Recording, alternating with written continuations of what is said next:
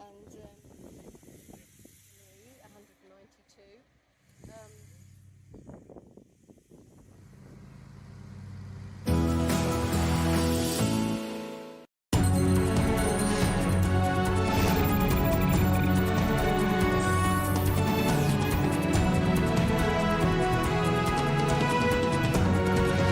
Hello and welcome. You're watching i24 News coming to you live from Tel Aviv. The headlines this hour. Israel's Defence Minister Yoav Gallant to arrive in Washington amid tensions over the IDF's planned operation in Rafah. The UN Chief Antonio Guterres calls for an immediate ceasefire in Gaza as he visits Cairo. And Hezbollah fires dozens of rockets at northern Israel, one of the heaviest barrages since the start of the war. Thanks for joining us. Israel's Defence Minister Yoav Gallant is due to arrive in Washington amid anticipation of an IDF offensive in Rafah, the final Hamas stronghold in the Gaza Strip. This is the battle at the Shifa Hospital in northern Gaza rages on. Hundreds of terrorists have been either arrested or killed. Our Joe Brown has the latest. It's approaching 1 week since the IDF went back into Shifa Hospital, the largest in the Gaza Strip.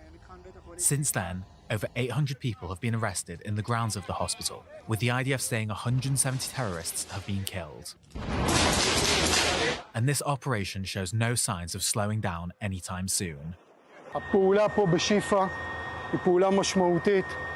operation here in Shifa is significant. A daring, tricky, and most impressive operation so far. It struck hundreds of terrorists, apprehended hundreds of terrorists, and brought in significant operational and intelligence assets. We are continuing with this operation. The leadership of the commanders is excellent, and we will finish this operation only when the last terrorist is in our hands, alive or dead. Of the 800 suspects arrested, 480 are confirmed to have links to Hamas or the Palestinian Islamic Jihad. Hundreds are still being interrogated by the Israeli security forces. Israeli soldiers are continuing to uncover weapons and storage depots. But amidst the heavy fighting around the hospital, the IDF has also confirmed the death of 21-year-old Staff Sergeant Lior Aviv, the third Israeli casualty in the week-long operation. His death brings the number of IDF fatalities since the ground operation began to 252. Elsewhere, the IDF is continuing its operation throughout the entirety of the Gaza Strip. The IDF has struck 65 Hamas targets in northern and central Gaza, where heavy fighting still persists. The Nahal unit has eliminated several terrorists in the central part of the Strip, including during a raid on a drone manufacturing facility.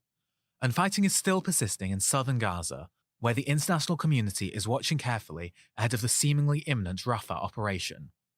But with Monday marking 1 week since Israeli forces re-entered Shifa Hospital following the initial operation 4 months ago, Hamas still maintains a stronghold in northern Gaza, a grip that Israel is doing whatever it can to loosen. Well, for more, we can go now to the south of Israel. We're joined by our correspondent, Robert Swift. So, Rob, is the battle still going on? And what does this say about the IDF's claim that it is in complete control of northern Gaza? Yeah, indeed. So I think there's two elements to look at there. First of all, there's the fighting that's taking place around the hospitals, and it's worth noting that that's not just the hospital that we're referring to in that last package. There's also operations seeming to take place at two hospitals in Khan Yunis. Just in the last few minutes, the IDF has confirmed that it has troops operating around the Amal hospital in Khan Yunis. It's accused Hamas of using that building for military purposes. And this comes following reports by the Palestinian Red Crescent that both that hospital and also the Nasser hospital, which is just a few hundred meters from the other facility, that these were, in their words, under siege by the Israeli military. So there does seem to be quite a lot of activity taking place, both at hospitals in the south of the Gaza Strip and in the north. But to answer your question, in the wider northern parts of the Gaza Strip, there is continuing combat. We've seen some today. It was at lower intensity from what we've seen compared to in recent days. But just in the last few minutes, I've been watching an airstrike over in the background behind me, and there has been ongoing artillery fire. So it does seem that some level of insurgency does persist here in the north of the Gaza Strip, and that has a big impact and a connotation for Rafah, because the Israeli government are saying we've just this one last stronghold to take out. If we can go into Rafah, it will be done. But what we're seeing here in the north is that Hamas hasn't given up here either. All right, Rob, thank you very much. Robert Swift there in the south of Israel. Well, with me in the studio this hour, Dr. Michael Oren is the former Israeli ambassador to the United States. Good to see you, Ambassador Oren. So let's turn our attentions to Washington because the Defence Minister, Yoav Gallant, is due to arrive at any moment. And we have just heard from the American Vice President, Kamala Harris, again warning Israel against going into Rafah. The Americans have made it clear they don't want that. But what's different is that she said she won't rule out consequences for Israel if the IDF goes ahead. How do you interpret that? Well, I think that Kamala Harris has served as the trial balloon for this administration. She was one of the first to come out to say that to accuse Israel of operating in an inhumane method in Gaza, reacting over the top. These were Kamala Harris's themes. She was the first to say that the Biden administration distinguishes between the people of Israel and the democratically elected government of Israel. And now she has said this. And I think that's reflected of a certain central mood in the Biden administration. In one way or another, the administration has been intimated that it opposes the Rafah operation and will draw conclusions if Israel then opposes its opposition to the Rafah operation. Nothing different there. I think with that, Israel is determined to go ahead. I think the Israeli people are determined to go ahead. This will certainly be on the table in the discussions between Yoav Gallant, our defense minister, and Secretary of Defense Lloyd Austin. There'll be other issues as well, the supply of ammunition, which is related to Rafah, and the sense that, or the fear that the United States would begin to slow down the supply of ammunition to Israel or change the composition of that supply. Would that be unprecedented? No, it would not be unprecedented. Just a random example, in 1981, President Reagan held up the supply of jet fighters to Israel after the Osirak attack, the attack by Israel on the Iraqi nuclear facility at Osirak. So that's just one example. Listen, between 1948 and 1967, the United States had an arms embargo over Israel. You couldn't sell any arms. It was a federal crime to sell U.S. arms to the state of Israel. So it certainly has a precedent. Do you think we might be seeing a shift then in the relationship between the United States and Israel long term, if Israel does kind of ignore these warnings from the U.S. and goes ahead and goes into Rafah? Because as you say, the Israeli government has said time and again it has to go into Rafah, it has to finish off the last 4 Hamas battalions. Well, certainly a shift. The question is how long time and whether it's permanent. All right, what happened in 1981 when Reagan held up the supply of fighter jets to Israel, that ended after a period. Similarly, the American arms embargo that was instituted by President Truman in 1948 was ended by President Lyndon Johnson in 1967. It could be an end, or are we witnessing more fundamental and permanent shifts in the U.S. relationship to Israel? We used to be very proud in saying that support for Israel is the only truly bipartisan issue in Washington. I think it's hard to make that case today. And there's a degree to which Israel will become the ultimate partisan issue, will become a political football and become one of the most divisive issues, along with immigration, in the 2024 presidential election. Why do you think that the Biden administration is so insistent that Israel must not go into Rafah? I think 2 major reasons. I think one is a purely humanitarian reason, and the Democratic Party generally has a worldview that it recoils from express use of military power. It always has. There's a great amount of trust given by that party to the UN. You never see a Republican quoting UN statistics, but you see Democrats quoting the UN almost every day, all the time, and unquestionably. And indeed, the Biden administration quotes the Hamas figures unquestionably, not just the UN figures. I think you're going to have a hard time seeing that on the other side of the political aisle. And then there is the elections. There are the elections 2024, and the 6 key swing states, among them states like Michigan and Pennsylvania, that have a large young population, a progressive population, constituencies of Arab Americans and Muslims that are not satisfied, and that's an understatement, with the Biden administration's policy toward Israel and the Gaza conflict. Dr. Michael Oren, for now, thank you very much.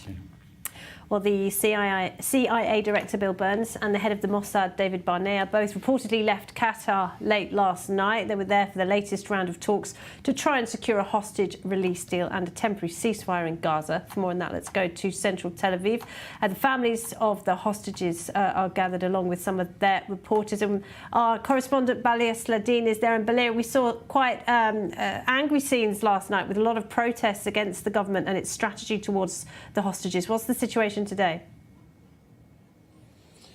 Yes, well, definitely yesterday, a huge demonstration here at the Hostages Square and in general in Tel Aviv against the government and also for the release of the hostages and securing a deal by the Israeli government. And the tensions are very high right now after reports of the return of the head of the Mossad, David Barnea, and also William Burns, the head of the CIA. But that doesn't necessarily mean that the negotiation has failed in Doha. It actually means that the Israeli delegation is still there. I mean, the rest of it is still there and is waiting for the response by Hamas. The talks are, many are saying that the official response will be in 48 hours, so maybe by tomorrow we will know more details about what Hamas thinks about the latest proposal by the Israelis. And we know that the Israelis have been flexible in two main issues. The first is the return of the families that left the north of Gaza to the southern city of Rafah and the south of Gaza in general.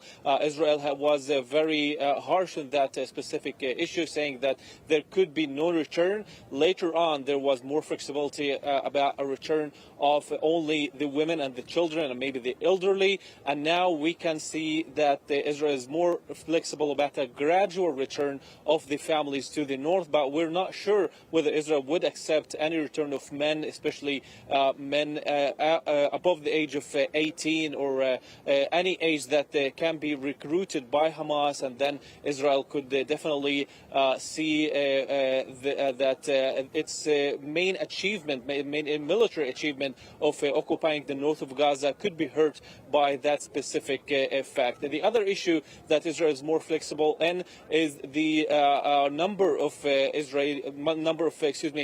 Palestinian prisoners that can be freed for each female soldier. The Paris Initiative was talking about 3 Palestinian prisoners for each soldier. Now we see that Israel is accepting the American proposal of the release of 5 Palestinian prisoners for each female soldier, but Hamas is demanding 30 prisoners that he or that the organization can even pick with names for the release for each of the female soldier. And from what we're hearing by Israeli officials, they're saying that if Hamas accepts that proposal, that means that we can go further with this negotiations. If not, then it would mean the end of these negotiations in the Doha. Of course, that would be very sad news for the people here at the Hostages Square that want to see the hostages back, at least the 40 or around 40 civilian hostages, women and children and the elderly coming back to Israel. And that could be, of course, very sad news for them to see that the negotiations that were very serious this time at Doha is coming to an end. So we're now waiting for the official response by Hamas that could be even as soon as tomorrow. Balia, thank you very much. Balia Sladin there down in central Tel Aviv, and Dr. Michael Oren's with me in the studio. Do you see any signs that the two positions are moving closer together? We have been here so many times before, haven't we? Not really. And I try to see the situation from the perspective of Sinwar, the commander of Hamas. And what is he hearing? He's hearing that 2 things. One, that the United States is increasing its criticism of Israel. Here, this recent remark by Kamala Harris, there's going to be repercussions if Israel goes into Rafah. What kind of repercussions might there be? Would the United States begin to demand an immediate ceasefire, a permanent ceasefire that would be unconditional, not linked to the hostages? So Sinwar is concluding, all I have to do is sit quietly, dig into my tunnels, let Israel kill a lot more Palestinian civilians. That's in my interest. And eventually the world will impose a ceasefire on Israel, and I'll be able to emerge from the rubble and declare victory and regain control of Gaza and start the process of attacking Israel anew. So why then would he want to give up hostages? Also, what's being offered is a temporary ceasefire of maybe 6 weeks. And, you know, Israel has ruled out a permanent ceasefire at every Sinwar has said, that Sinwar said that, you know, He's been at that movie already. He's seen this twice in November. We had 2 ceasefires lasted for several days. He thought that would catch hold. He thought that would become a permanent ceasefire. It did not. And so why would he again give up assets? And think of the hostages. This is a terrible thing to say, but they're assets for him. Why would he give them up in return for a ceasefire, which at the end of which Israel's going to renew its campaign and kill him? So he's not getting anything really in return. He's getting a bit of a breather for 6 weeks, but that's not going to help him very much with his backup against Rafah. So from Sinwar's perspective, there's not much to go on. I think Israel would agree to a 6-week ceasefire. I think Israel would agree to giving up a significant number of prisoners in Israeli jails in return for 40 hostages, including the women, the elderly, and the ill, perhaps not the soldiers. I think it's a deal that Israel would strike, but I don't think Hamas is there yet. Yeah, we're on to 170 days now, aren't we, for the families of the hostages. All right, thank you, Dr. Michael Oren, for now. Well, putting more pressure on Israel, the UN chief Antonio Guterres repeating calls for an immediate ceasefire today. Guterres has been at the Rafah crossing, the border crossing between Egypt and Gaza over the weekend. And today he met with the Egyptian Foreign Minister Sameh Shoukry in Cairo. Let's take a listen. Palestinians in Gaza desperately need what has been promised, a flood of aid. Not trickles, not drops. Some progress has been made, but much more needs to be done. Making that happen takes very practical steps. It requires Israel removing the remaining obstacles and choke points to relief. It requires more crossings and access points. All alternative routes are, of course, welcome, but the only efficient and effective way to move heavy goods is by road. It requires an exponential increase in commercial goods. And I repeat, it requires an immediate humanitarian ceasefire. And Dr. Michael Oren is with me in the studio, and there is significant pressure on Israel because of the aid situation inside Gaza. Has Israel done enough to increase the amount of aid that's going into the Strip? And the answer to that is yes and no. Okay, my card's on the table. I was an early advocate of aid, even though the vast majority of Israelis were against giving aid. Against giving aid to Gaza for several reasons. One reason was that Hamas was going to get a portion of that aid, and I assure you that nobody's in the tunnels are hungry in those tunnels at all. And also because this was the only way that Israelis had leverage over Hamas to find out who among the hostages was alive, who was dead, whether they were getting the medicines that were sent to them, whether the Red Cross could visit them. The only leverage. I rejected these arguments for the very simple reason they assume that Hamas cares about the survival of the Palestinian people. It does not. It actually wants the Palestinians to die. The more Palestinians die, the greater the pressure, as you heard, on Israel to agree to a permanent ceasefire, which would enable Hamas to declare victory, and to begin the process of attacking Israel anew. That's what all of what Hamas is about. So I was very much in favor of aid, and I think to the government's credit, it went against public opinion by giving any aid at all. The public was against any aid. The government began to give aid, but then again, not enough. Not enough, and eventually it became too dangerous for international organizations to bring in the aid, and it fell to the IDF. And then the IDF started getting blamed when thousands of Palestinians would stampede the convoys, grab the aid, armed Palestinians, whether from Hamas or from the heads of clans, would begin shooting people in order to get at the aid, and somehow Israel would take all the blame for this. Egypt getting very little of the blame. And Egypt getting no blame at all. So at the end of the day, yes, we do more to get aid in, but the fact of the matter is the situation in Gaza is such that it makes very difficult getting it from, say, the beach or from the border into Gaza. Just a last point, I read an article recently from 2003 about the American invasion of Iraq. And American convoys coming from Kuwait into Iraq encountered the exact same problem of people stampeding the columns, of armed Iraqis shooting civilians to get at the aid. Exactly the same problems. Okay, thank you very much, Dr. Michael Oren. Stay with us. Well, I want to bring in Rami Aman, Palestinian journalist and peace activist. He joins us now from Egypt. Thank you for being with us, Rami. And I'm sure you're familiar with the aid crisis inside Gaza. What more can you tell us? And who do you think is to blame for the fact that the aid isn't getting where it's needed? Of course, the first one who need to blame now the Israeli side, because the Israeli soldiers inside Gaza, the Israeli army controlling Gaza, and everything controlling by the Israelis now. If we need to talk about the gates of Gaza, there is the United Nations, there is Hamas, there is the strong fighters, and there is people, and there is families.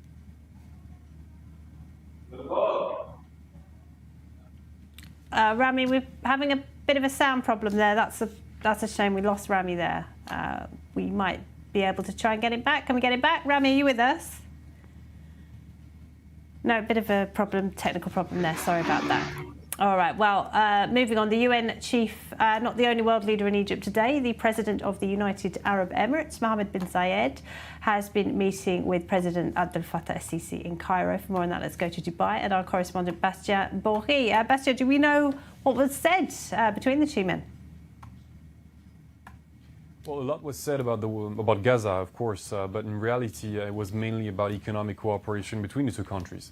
The Gulf states are always very eager to help Egypt financially because it's a way for them to keep afloat an essential partner in terms of energy in particular. So, just one example, 2 years ago, a major UAE-Israel pipeline project had been abandoned and Egypt was immediately in line to replace Israel in this deal. And at the same time prevent the Emiratis from losing hundreds of millions of dollars per year. And for the stability of the region, the Gulf must support Egypt's weak economy. We're talking of tens of billions of dollars worth of aid granted mostly by the UAE and Saudi Arabia, money that is most of the time injected into Egyptian companies, sometimes shares bought in public and private firms, sometimes it's injected in banks, including the biggest ones in Cairo. But it will take more for Egypt to get out of this long crisis in which it's been entangled almost uninterruptedly for the last 10 years. So the war in Gaza is not the only matter of concern there. Ukraine actually tops this list.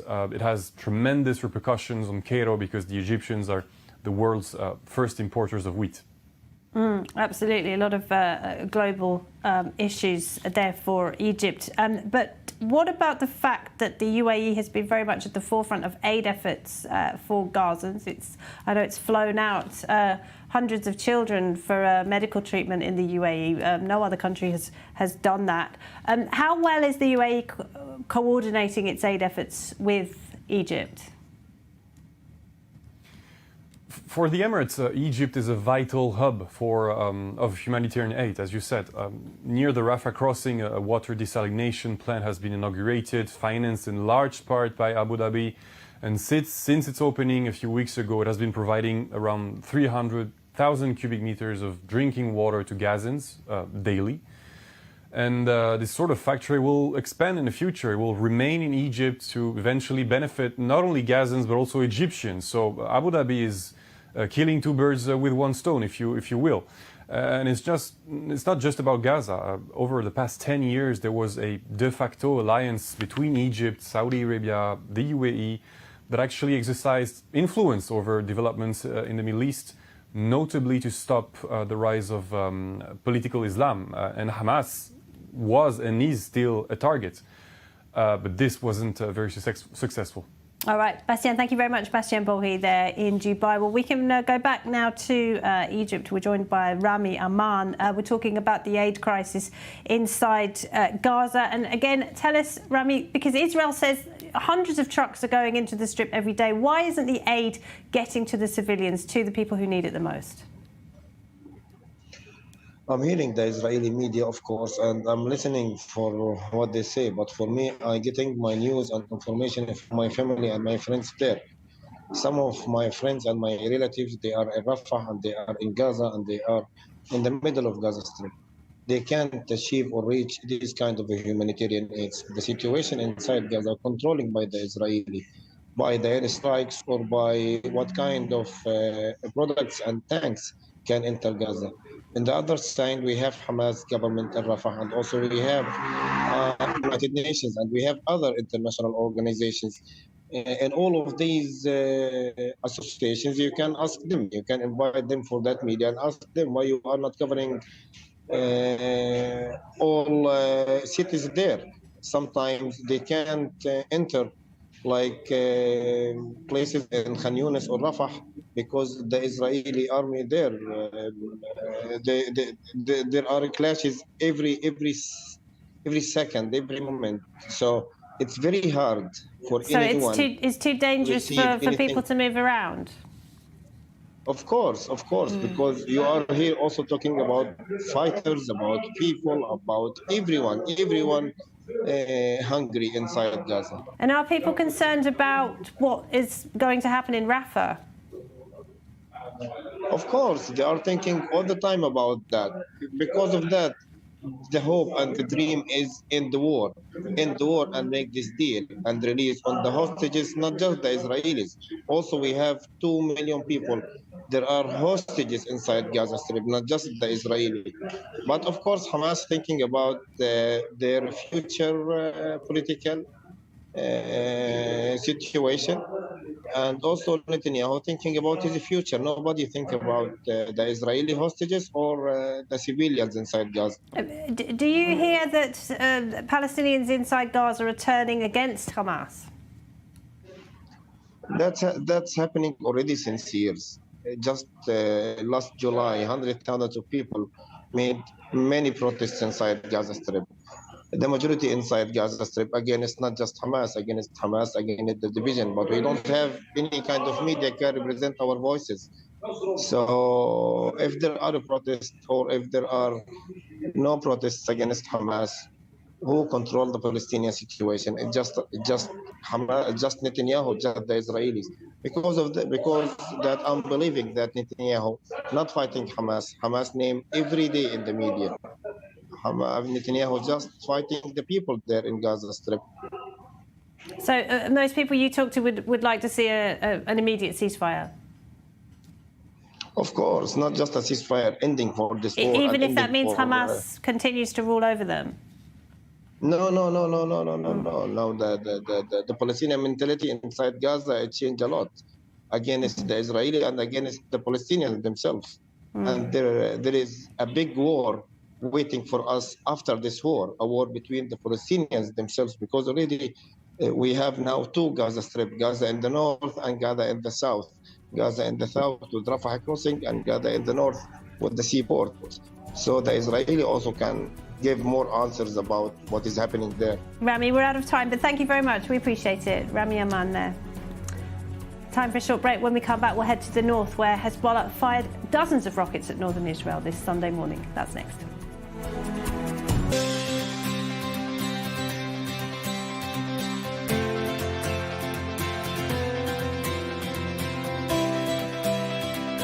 Israel is in a state of war. Families completely gunned down in their beds. We have no idea where is she. As our soldiers are fighting on the front line, but the general perception is something that certainly needs to be fought as well.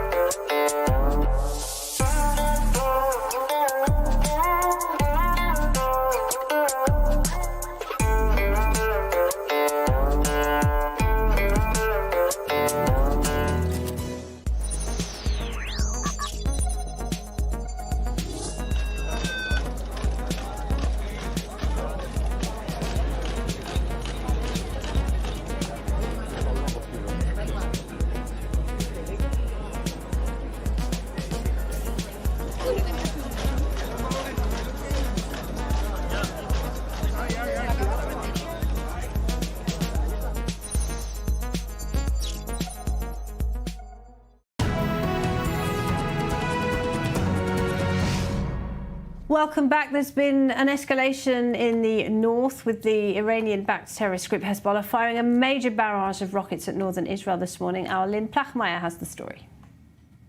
The IDF has conducted another strike deep inside Lebanon. A Hezbollah weapons manufacturing plant was hit in Al-Osera on the outskirts of Baalbek, some 62 miles from the Israel-Lebanon border. Reportedly, 3 people were wounded. The strike comes after several missile, rocket and drone attacks on northern Israel over the weekend. Hezbollah replied by shooting rockets into northern Israel. The terror organization released a statement saying that in response to the bombing of a place in the city of Baalbek, it targeted an Israeli missile and artillery base with more than 60 rockets. The IDF confirmed Hezbollah's claim, saying about 50 launches from Lebanese territory into Israeli territory were detected. A number of launches were intercepted and the rest fell in open areas. In a quick closing of the circle, aircraft attacked the launchers, from which some of the launchers into Israeli territory were detected. Following Hezbollah's response, the IDF struck southern Lebanon, killing a Hezbollah operative. This is the 4th time the IDF strikes deep inside Lebanese territory. The strike at Al-Osera ends a period of relative calm that had lasted around 10 days. Well, with me in the studio, Dr. Michael Oren is the former Israeli ambassador to the United States. Thank you for staying with us, Michael. So, Yoav Gallant, the defence minister, he's known, isn't he, as one of the more hawkish voices in the war cabinet, in the government, against Hezbollah. Do you think he'll be seeking to persuade the Americans tonight that a diplomatic solution just isn't going to work with Hezbollah? Well, the Americans do have a proposal on the table, a diplomatic proposal being led by veteran diplomat Amos Hochstein. The goal is to impose retroactively UN Resolution 1701 from 2006. It was forged by then Israeli Foreign Minister Tzipi Livni, American Secretary of State Condoleezza Rice. The idea was that Hezbollah would withdraw its forces about 20 miles north of our border, north of the Litani River, and that there be an interim force that would enter the DMZ, the demilitarized zone, and ensure a ceasefire between the two. Originally, that role was designed to be filled by UNIFIL. UNIFIL failed flagrantly. And now they're talking about putting in the Lebanese army in there. Now, there are 2 major problems here. One is that the United States and Israel disagree over Lebanon. The United States believes that there's a country called Lebanon. We think there's a country called Hezbollah. The United States believes that there is an entity known as the Lebanese army. We do not. Israel thinks that the Lebanese army is part of Hezbollah. So you're going to have Hezbollah guarding Hezbollah on the northern border. That's not going to work for Israel. And I also don't know what leverage the United States has right now that would convince Hezbollah to withdraw under Israeli fire, 20 miles to the north of that border. So barring that, the situation in the north of the part of the country remains intolerable. The entire part of the northern part of the country is uninhabitable. 60,000 people can't go back to their homes. Half of the IDF is bogged down. And now for several weeks, Hezbollah has outshot Hamas in terms of the number of rockets it fired at Israel every day. So it's an intolerable situation. It has sustained its own losses as well, though. It has Hezbollah has sustained some pretty heavy losses as well. More than 200 of its fighters have been killed. The IDF says it has hit thousands of weapons depots deep inside Lebanon. I mean, do you think? And yet their arsenal of 150,000 rockets remain intact. Their military force of 1,000 terrorists remains pretty much unscathed. And a lot of it depends on Iran. If Iran gives Hezbollah the green light, Hezbollah will attack, as it did during the Syrian civil war. Hezbollah didn't want to get involved in the Syrian civil war, but Iran said, go. They went. And Hezbollah lost thousands of fighters fighting in Syria over the course of the decade after 2011. So we have precedent against this. My big fear, I got to tell you, Laura, is that Hezbollah will strike the first blow and not Israel. And those rockets are longer range, heavier, and very, very accurate. And while Hamas poses a tactical threat to the state of Israel, Hezbollah poses a strategic threat to the state of Israel. It can take out all of our major utilities, our airfields, our oil refineries, and Dimona. A war with Hezbollah would look very different to a war with Hamas. Full-scale war. All right. Yeah. Dr. Michael Oren for now. Thank you. Well, there is another front in this war. Attacks by Iranian-backed proxies against American troops in Iraq and Syria. But after a robust response by US forces last month, the attacks do appear to have slowed. But now Iranian state media is claiming that those proxies have not given up. They've just switched their target and are now attacking Israeli assets. Well, to talk more about that, we're joined by Dr. Meir Javedanfar, Iran lecturer at Reichman University. Thank you very much for being with us, Meir. So there's no confirmation from the IDF or the Israeli government, but Iran, via its state media, has been making some pretty wild claims that its proxies in Iraq have attacked Haifa port, Ben Gurion airport, and others using drones. What are we to make of these claims? Look, it is possible. The Iranians have given the Iraqi allies very sophisticated drones. It is possible. There was an incident in Ben Gurion a couple of days ago, although they didn't exactly say what it was.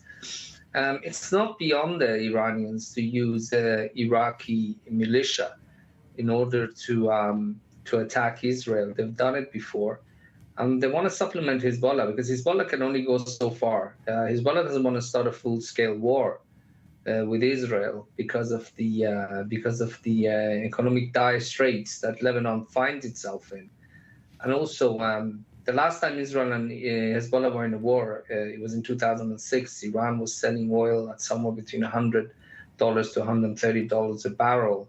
Now apparently it's around $60 a barrel that it's selling its oil, and its economy, unlike 2006, is under heavy sanctions. So what I want to say is that war against Israel would be far costlier for Iran via Hezbollah than it was in 2006. The same, of course, for Hezbollah, which gets 75% of its income from Iran.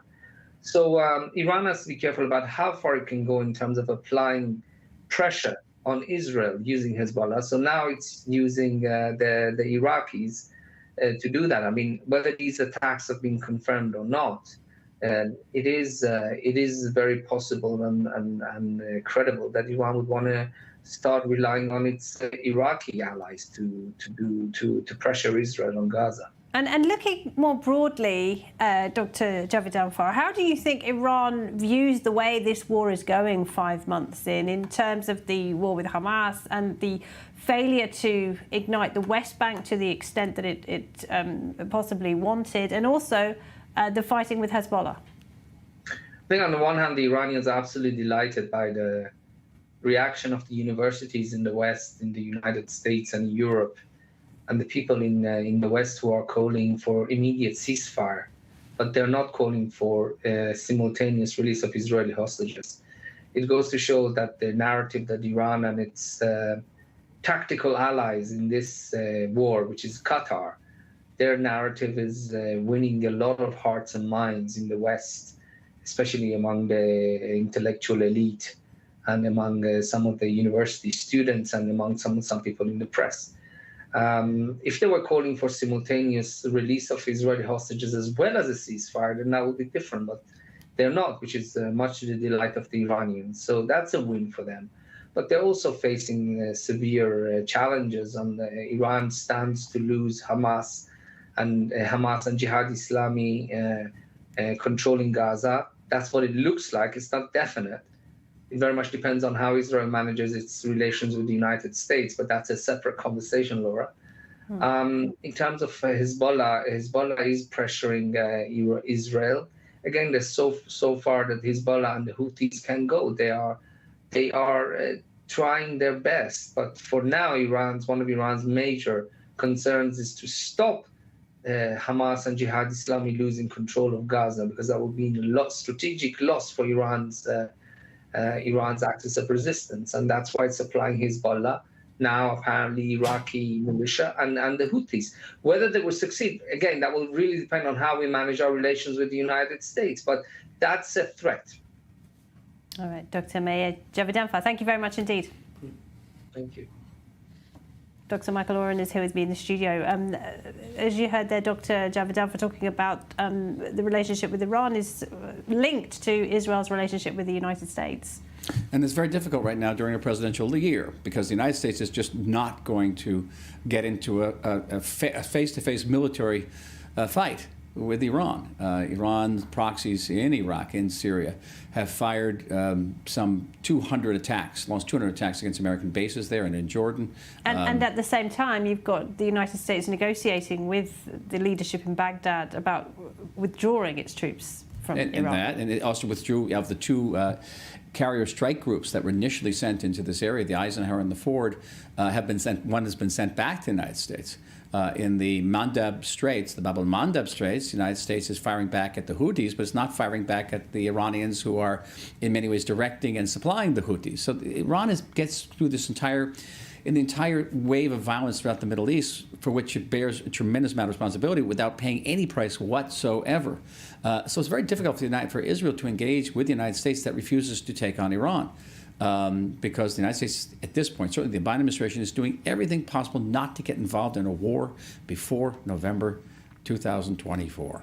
And that is what Rafah is about, and that's certainly what Iran is about. All right, Dr. Michael Oren, thank you very much. Well, another front in the war, that is Yemen's Houthi rebels. Well, today they attacked a Chinese-owned oil tanker in the Red Sea, just 2 days after they promised to allow the safe passage of Chinese and Russian ships. The Houthis have vowed to target Israeli, British and American ships, as well as vessels heading to Israeli ports. They have wreaked chaos on shipping in this crucial channel, but the Huangpu was attacked by a series of missile strikes as well. Today, to talk more about that, we're joined by Tommy Steiner, Policy Director at the Signal Group. Thank you very much indeed for being with us. And first of all, has there been any response at all from Beijing to this attack? No, not that I've recorded, at least not this hour, and I doubt that we will see anything coming out from them before Monday morning their time. How much of a problem are the Houthi attacks on shipping for China? Because one of the consequences has been a rise in the price of oil, hasn't it? It's been a rise also in the cost of shipping oil, which has risen to levels of, is increased by one figure that I saw just a month ago, then by 180% or so. So the costs have been on the rise, so has everything, in terms of shipping costs. To and from China have gone up exponentially. So that's becoming an increasing concern and issue for the Chinese government and for its economy. That is not in a good shape. Will China, or is it already perhaps using its leverage with Iran to try and get it to stop the Houthis from attacking ships? Well, China has apparently limited leverage over Iran, which in turn has its own limited leverage over the Houthis. It's not as though China can say, stand still, and then the Iranians will stand still, and so will the Houthis fall in place. It doesn't work like that.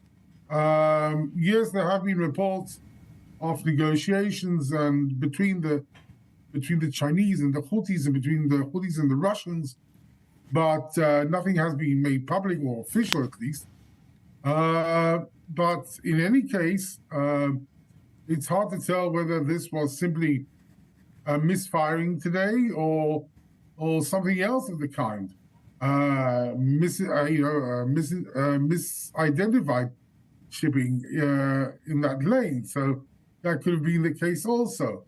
I wouldn't put too much emphasis on this incident, but it is interesting to show that the Chinese continue sending their ships, or at least some of their ships, through the Red Sea. How is China exploiting or using the current crisis in the Middle East to its own advantage, would you say?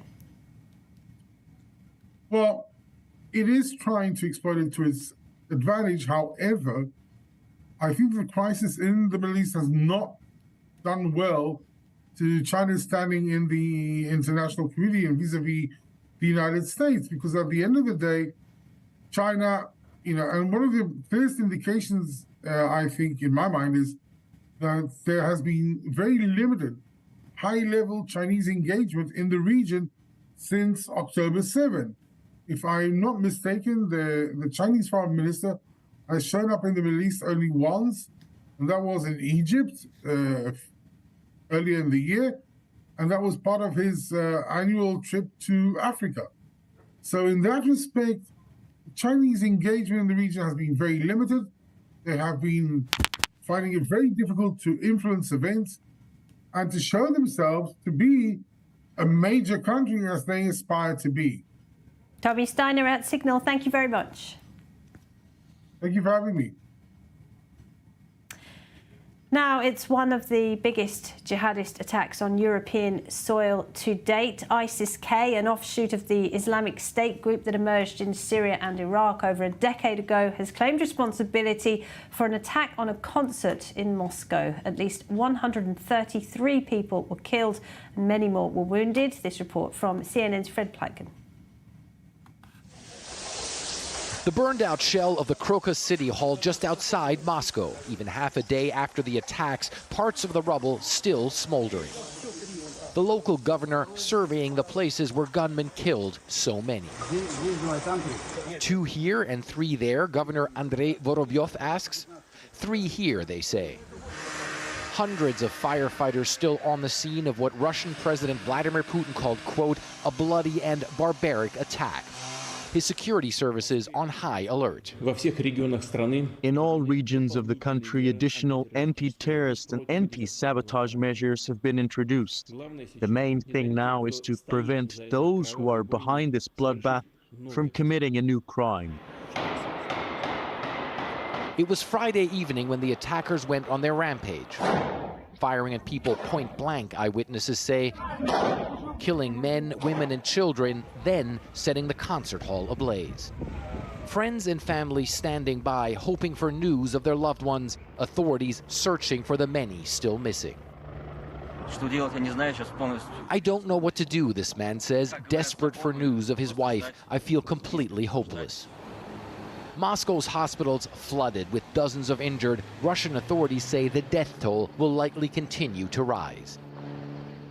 Thank you in advance for your patience. The U.S. said it had warned Moscow about the threat of a terror attack, and ISIS has claimed responsibility. But Russian authorities seem intent on blaming someone else. After several arrests overnight, the Kremlin pointing the finger at Kyiv. All 4 direct perpetrators of the terrorist attack, all those who shot and killed people, were found and detained. They tried to hide and move towards Ukraine, where, according to preliminary data, a window was prepared for them on the Ukrainian side to cross the state border. Ukraine denies the allegations, Kyiv saying they had nothing to do with the attack. Near the scene of the attack, many are laying flowers in memory of the victims. Vladimir Putin has declared Sunday a day of mourning, promising a Russia united in grief and retribution and oblivion for those behind the attack. So what is ISIS-K and why did it launch this brutal attack on Russia? To talk more about that, we're joined by Scott Stewart, Vice President of Intelligence at Torchstone Global. Thank you very much indeed for being with us. And many in the West had believed that ISIS had been defeated some years ago. This attack suggests it has managed to regroup. Oh, it hasn't been defeated at all. Anybody who's been paying close attention can see the activities that they've been conducting, not only in Afghanistan, Pakistan, into peripheral countries like Iran, but also look at what the Islamic State group and really the network has been doing across Africa, whether it's Mozambique, Central African Republic, Nigeria. They're still very alive and well and very active. And so what is the response to this? Is there any coordinated response?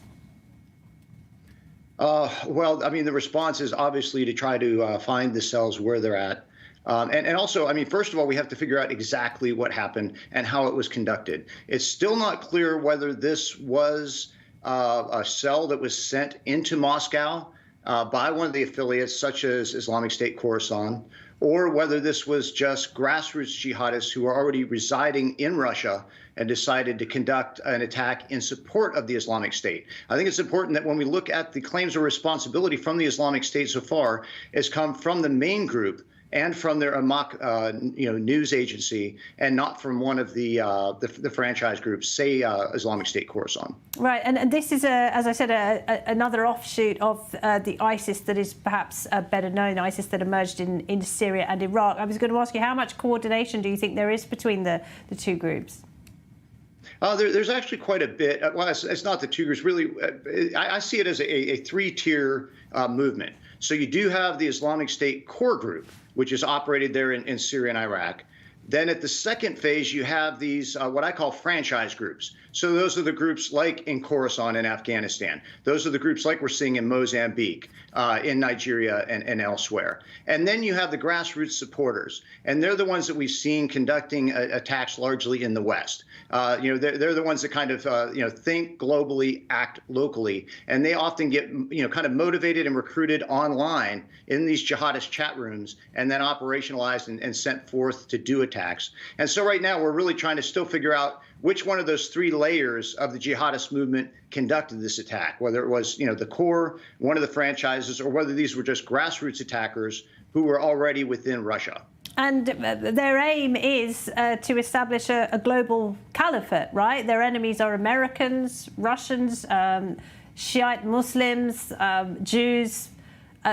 Is that right? And that is what they're determined to do? Yes, absolutely. That is their goal, is to unite all the Muslims under their control of their leader to reestablish the caliphate. And really beyond that is to bring the entire world under submission to their caliph and into Islam.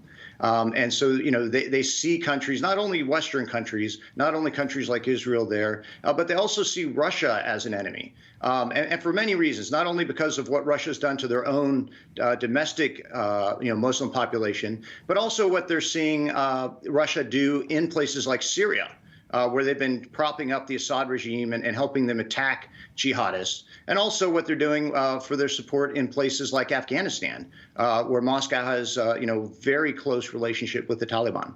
All right, Scott Stewart, great to talk to you. Thank you very much. Thank you. Well, the families of southern Israel who were attacked by Islamists on October 7th are still recovering, and our reporter Natasha Korchuk has been to meet some of them to see how they're getting on. This report could be disturbing. אהלן, מה נשמע? אבידה, וולקאם.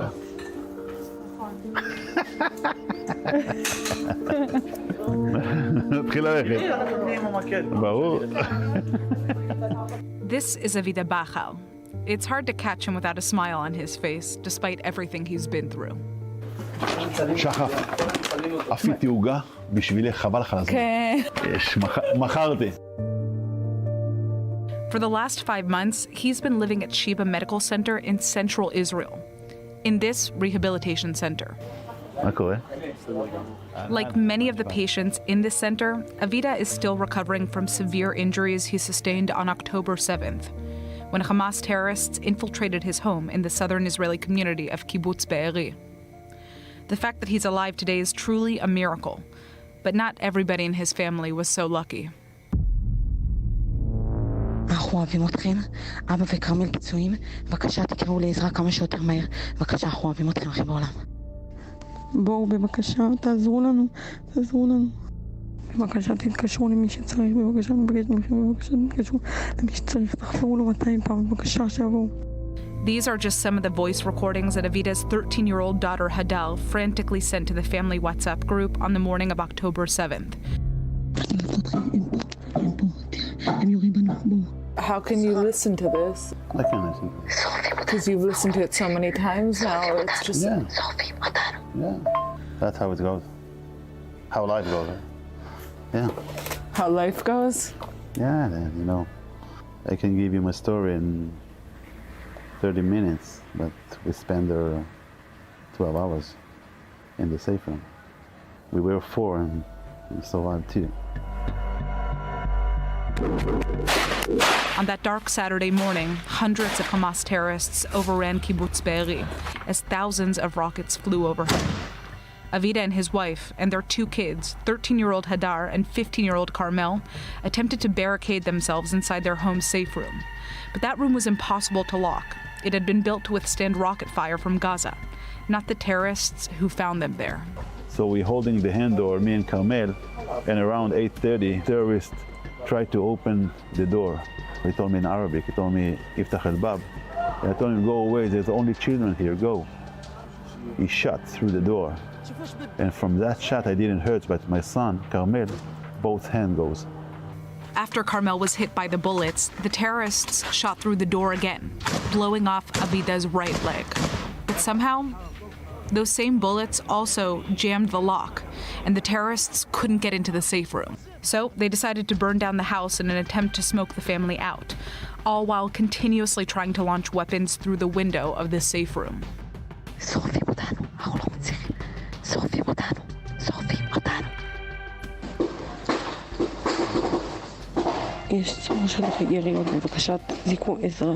I'm on my left side, on the floor. My wife, she's also on her left side, like teaspoon with me. My daughter, she's sitting on the side. She put a suitcase trolley on her head. And my son, Carmel, sitting on the side and bleeding. So, and we really tried to put any tourniquet on his arm, but it's very difficult. And I mean, you're injured also, so... Yeah, I'm injured also. So it's like the amount of strength that you have to be able to stop the bleeding is... No, you don't have strength. Yeah. I don't have strength.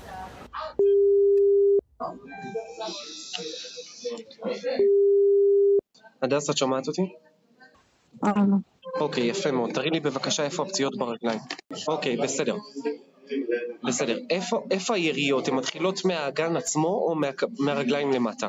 Hadar finally manages to get emergency services on a video call, but the call drops as Hamas terrorists continue to attack the family.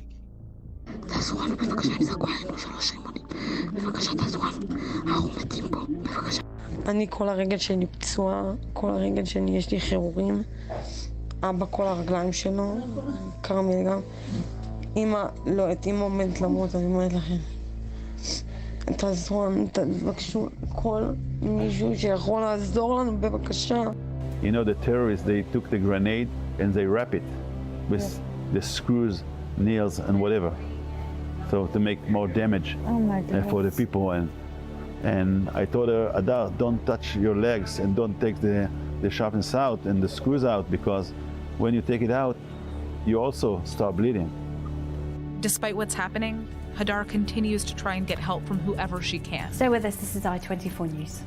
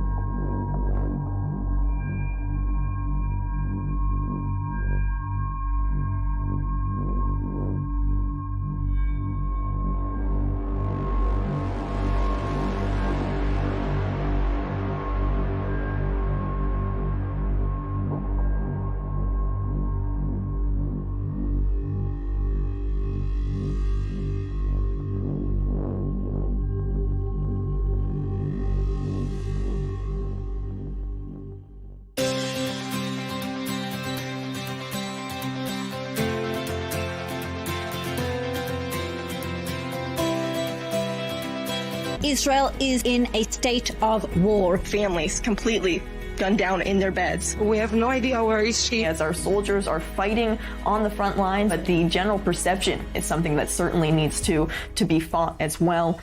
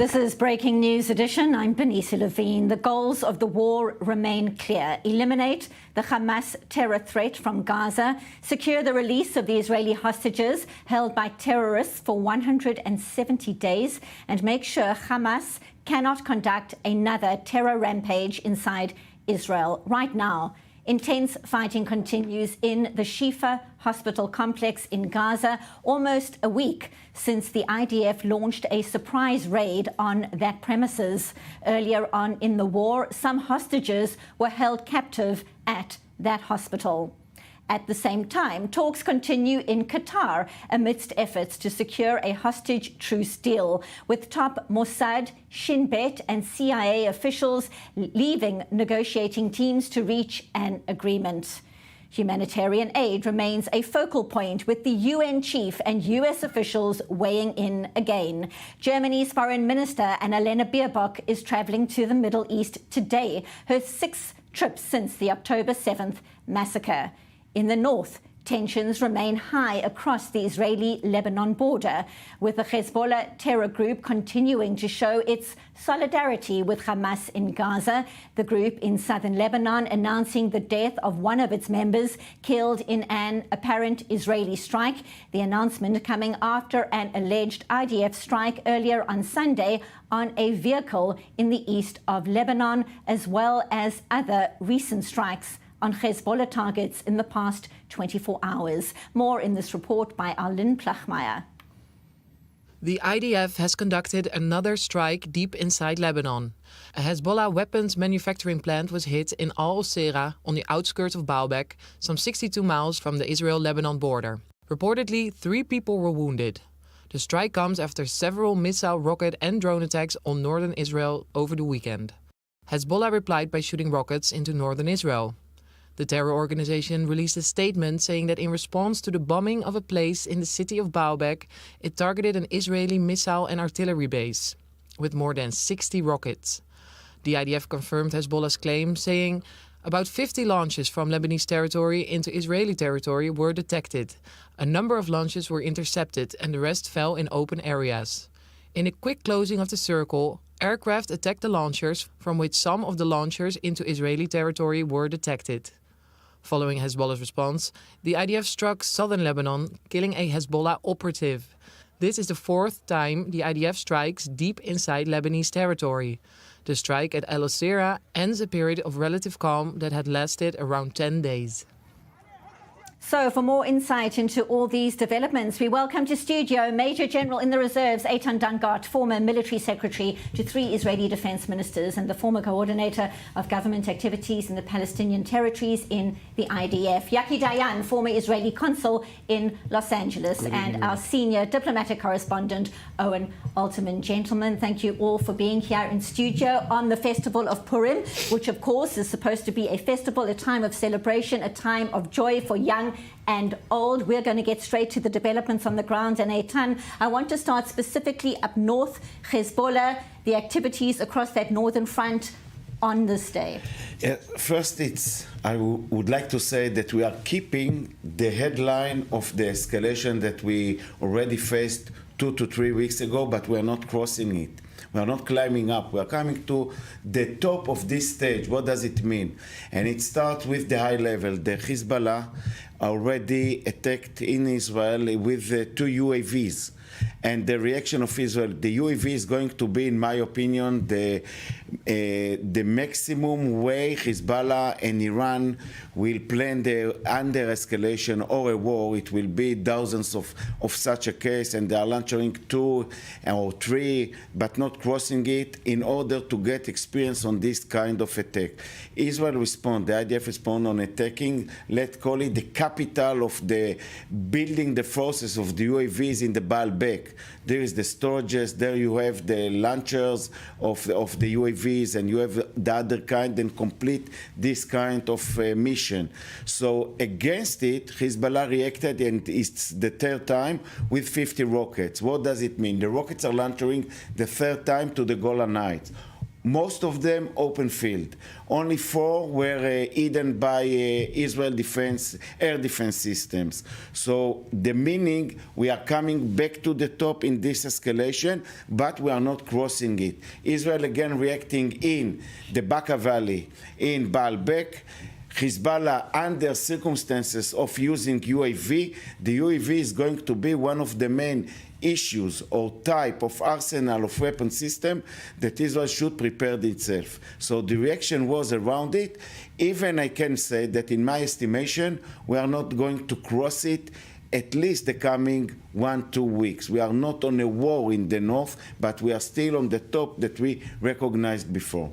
Yaki, I want to bring you in here because Yoav Gallant is heading to Washington, some major meetings. The war strategy certainly is being scrutinized by the US. A lot of pressure in recent weeks out of Washington. Your sense, obviously, what's happening across the northern front will be included, as will the hostage truce deal, as will the Rafah operation. Absolutely. So the north is going to be a main issue. I mean, the target of Israel is bringing back the population back to their homes up in the north, and that's a big question.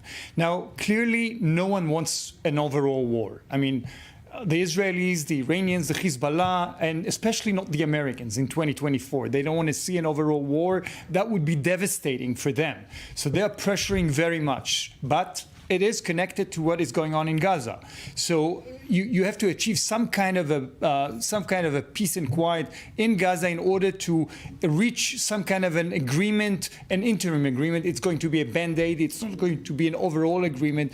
But the target is to bring back the Israeli target, obviously, is to bring back the population back to their homes in 2024. And that has to be achieved through a diplomatic solution.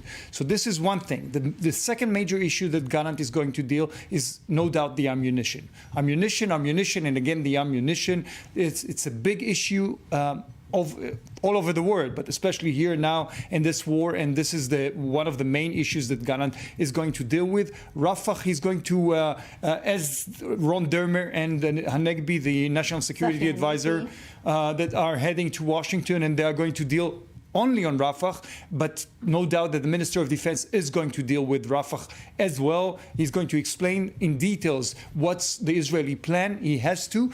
And overall, he is the partner of Austin over there, so there will be a very thorough discussion on those issues as well, because Israel is determined to have an operation in Rafah, and the Americans obviously are extremely worried about it. And nailing down that exact point is Kamala Harris and Owen, the Vice President, saying there could be consequences from the US if Israel does move into Rafah. What do you make of that messaging from Kamala? It's new. I mean, listen, Benita, it's possible we've heard whispers like this in the past, but to my ears, new to hear the vice president come out, and when she is asked in a second or third follow-up question, would there be consequences? She said, I don't rule out anything, or I rule out nothing. What do consequences look like, though? Well, surely it could include, and Yaki Dan was alluding to this, right? Slowing down further weapons shipments to Israel, or denying Israel weapons shipments, stopping using the veto in the UN Security Council. Those are the two that are most often cited as the real points of U.S. leverage over Israel.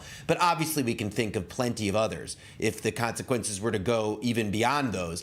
But listen, it is new for such a senior member of the administration to come out and to be so blunt. Her body language in that interview on ABC News also very, very telling, very cold, very chilly toward Israel. That may not be as new coming from Kamala Harris. She's been seen as the most pro-Palestinian voice from within the senior echelons in the administration, but still very, very telling, again, on the eve of these two very, very big visits and crucial visits to Washington this week. Yoav Gallant's visit and the visit of the Dermer Hanegbi delegation. I may say one thing, that between the issue on Rafah and between a war in the north, we are under a problem.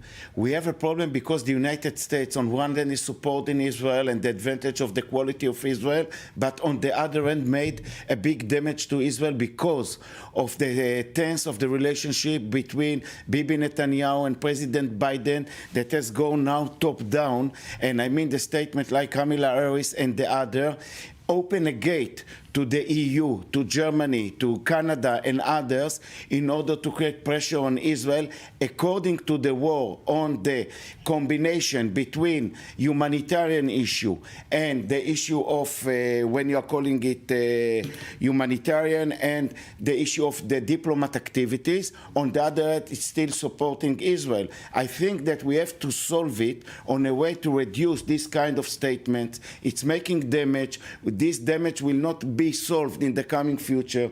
It will take time to Israel to return back to the place it has been on the beginning in this war. So the visit of Gallant has a meaning with the visit after Benny Gantz, and there will be this week delegation of operational experts that are coming to discuss about the issues of Rafah. But above all, I think now we are under a damage, under this kind of tense on the relationship between the leadership Israel, United States. And one very quick point, Benita.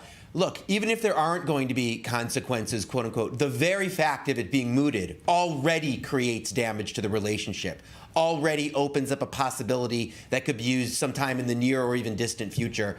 There is damage in the very fact that this was said. Something we're going to take a deeper look at in a short while. Gentlemen, stay with us, more to discuss. But now we ask the question, will negotiators in Qatar be able to work through the so-called gaps between the sides amidst efforts to secure a hostage truce deal as the war approaches the 6-month mark? The deal on the table in Doha reportedly involves the release of 40 Israeli hostages held by terrorists in Gaza in exchange for a 6-week truce. 134 hostages are still being held captive. No official confirmation as to how many of them are alive. Now for more, we go to our correspondent Balir Sladin. He joins us live from Tel Aviv. And Balir, negotiating teams are still in Qatar, even though the Mossad, the Shin Bet and CIA leaders have left. What are the main sticking points? We hear that there are a huge number of Palestinian security prisoners in terms of the demands that Hamas wants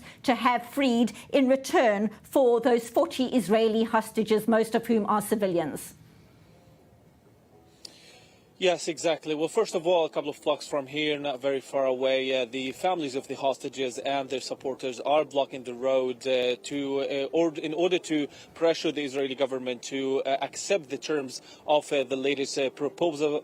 But from what we understand, there is a lot of flexibility from the Israeli side, especially in two main issues that were the main disagreements between Israel and Hamas. The first one is concerning the return of the families that left the north of Gaza to the southern city of Rafah to the return to their homes. Israel a couple of weeks ago disagreed on this specific issue, and later on Israel said that the mothers and their children and maybe the elderly can go back to their homes in the north, but not the men, because they are afraid that Hamas will recruit them and then Israel will lose its main military achievement of occupying the north of Gaza. Now we see that there is some flexibility with a gradual return proposal, an American proposal that Israel accepted to get into and negotiate with the other side. So this is the first issue. The other one regarding the number of Palestinian security prisoners.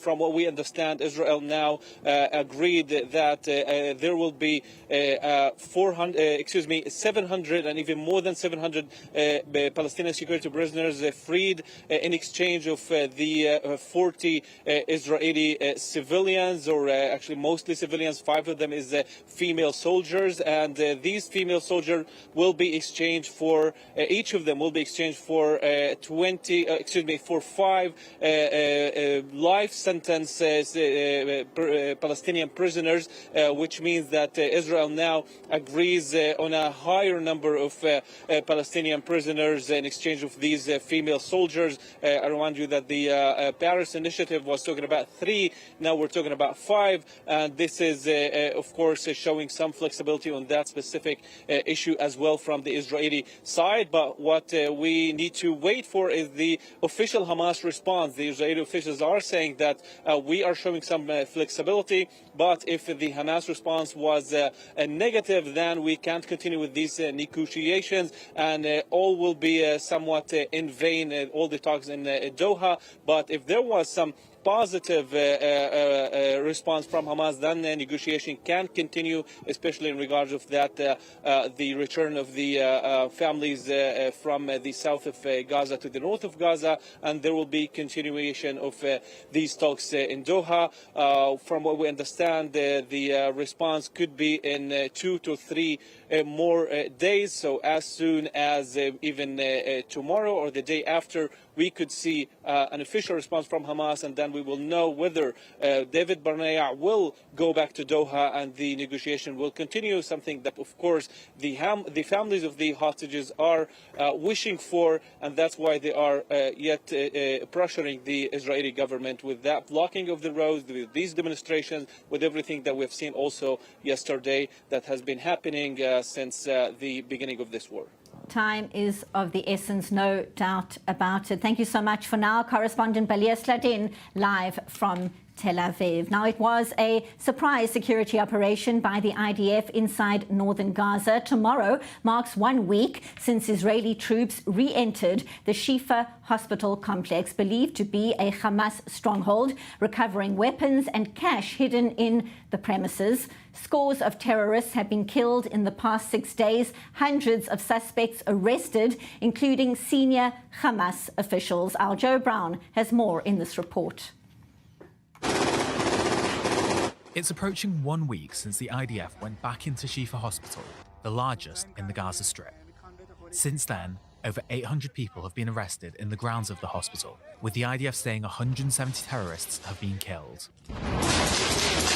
And this operation shows no signs of slowing down anytime soon. The operation here in Shifa is significant. A daring, tricky, and most impressive operation so far. It struck hundreds of terrorists, apprehended hundreds of terrorists, and brought in significant operational and intelligence assets. We are continuing with this operation. The leadership of the commanders is excellent, and we will finish this operation only when the last terrorist is in our hands, alive or dead. Of the 800 suspects arrested, 480 are confirmed to have links to Hamas or the Palestinian Islamic Jihad. Hundreds are still being interrogated by the Israeli security forces. Israeli soldiers are continuing to uncover weapons and storage depots. But amidst the heavy fighting around the hospital, the IDF has also confirmed the death of 21-year-old Staff Sergeant Lior Aviv, the third Israeli casualty in the week-long operation. His death brings the number of IDF fatalities since the ground operation began to 252. Elsewhere, the IDF is continuing its operation throughout the entirety of the Gaza Strip. The IDF has struck 65 Hamas targets in northern and central Gaza, where heavy fighting still persists. The Nahal unit has eliminated several terrorists in the central part of the Strip, including during a raid on a drone manufacturing facility. And fighting is still persisting in southern Gaza, where the international community is watching carefully ahead of the seemingly imminent Rafah operation. But with Monday marking 1 week since Israeli forces re-entered Shifa Hospital following the initial operation 4 months ago, Hamas still maintains a stronghold in northern Gaza, a grip that Israel is doing whatever it can to loosen. So for the latest on the ground, we now go live to our correspondent Robert Swift. He joins us from southern Israel on the Israel-Gaza border. And as we heard in that report, Rob, fighting continues around the Shifa Hospital complex. Scores killed, scores arrested. What is the latest there and across the Strip? So reading between the lines of some of the press releases that came out of the IDF this evening, it's beginning to become clear that it's not just the Al-Shifa hospital itself. It's increasingly some of the buildings, even the extended neighbourhood around it, that does seem to be the focus of the combat there, as it does sound like that operation is expanding, continues, and is spreading out into the areas around it. But it is worth also noting that it is not the only hospital which is the centre of combat at the moment. Al-Shifa's in the north of Gaza, but down south in Khan Yunis, there's 2 hospitals, Al-Amal and Nasser, where it's understood that there are operations taking place there. The Palestinian Red Crescent said earlier this evening that, in their words, the IDF had put these 2 hospitals under siege, and the IDF has confirmed that its troops are operating in the Al-Amal area this evening. So with the IDF saying, in fact, that essentially Hamas was using that medical facility as a military infrastructure, and therefore necessitating its troops operating there. But as we just heard in the last report, there's combat taking place at some scale, not always at the most intense scale, but taking place in various parts of the Gaza Strip. A press release from Hamas's forces this evening said that they had their forces attacked IDF forces in Gaza City, Beit Hanun in the far north of the Gaza Strip, as well as a couple of locations in Khan Yunis. So it does seem that the combat is taking place in quite a few parts of the Gaza Strip. And the principal reason that this will be a concern for the IDF is the fact that as the government scales up anticipation for an operation in Rafah, the message that they are selling both to their Western allies who are not sounding too favorable about such an operation, but also to the Israeli public, the message they're selling is we just have to go into Rafah and this can all be over. It could just take a few more weeks, a few more months. But as the combat in other parts of the Gaza Strip seems to gradually scale up, that could set alarm bells ringing that Hamas is being able to start some sort of insurgency that could go on into the longer term. Certainly a worrying possibility. We appreciate the update. As always, correspondent Robert Swift, live from southern Israel on the Israel-Gaza border. And now the latest on the political front and the contentious draft law for religious ultra-Orthodox men. Benny Gantz is calling Benjamin Netanyahu's outline for a Haredi draft law a red line. The war cabinet minister and political rival declaring that his National Unity Party will not be able to remain in the coalition if it is passed into law. Let's take a listen. The conscription law, as formulated by the government, is a serious failure of values that will lead to a deep rift within us, at a time when we have to fight together against our enemies. We are working so that such a law does not pass in this format. We cannot look in the eyes of the soldiers who are within the borders and beyond them, and are asked to extend their service. We will not be able to look directly at the reservists, who leave behind families and jobs. Passing such a law is a routine red line, and in times of war, it's like a black flag over it. And in times of war, it's like a black flag flies over it. The people will not be able to put up with it. The Knesset will not be able to vote for it. And my friends and I will not be able to be members of the emergency government if such legislation passes the Knesset and enters the statutes book of the State of Israel, in a way that would harm the unity and security of the country in general, in wartime in particular. Still in studio, Yaki Dayan, former Israeli consul in Los Angeles. This is an ominous warning right now with potentially devastating consequences. It is, but take it with a grain of salt because, you know, the law is not going to pass before June. So this is a long, I would say, a long ultimatum, and many things can happen before that. But nevertheless, this law is an outrage. That this draft law that is presented has been called by the Ministry of Finance, saying that this is going to cost billions to Israel. Many others are opposing this law.